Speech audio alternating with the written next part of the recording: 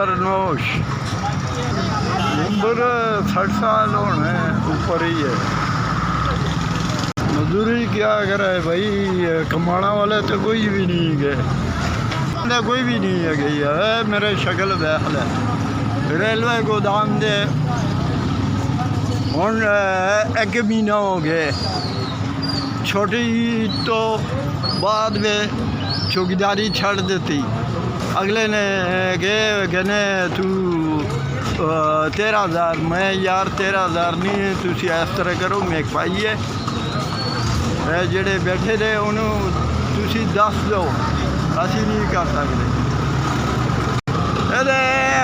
300 400 250 200 50 रुपये किराए दे के बड़ी बात नहीं है।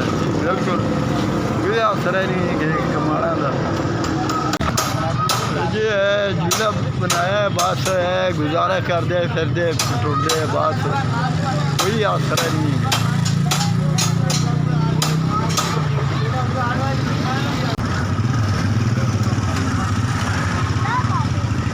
3,000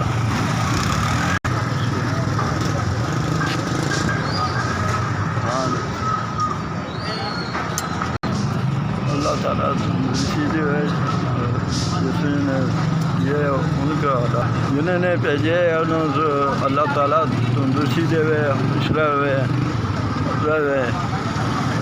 बहुत गरीब आदमी है, बस असरा नहीं करना। अच्छा जी, जिन्हें पैसे देते पैसे दाद दिए, अल्लाह उन्होंने तंदुरुस्ती देवे, आप रहे खुश रहे बात रहे। ऐसी है। अस्सलाम वालेकुम।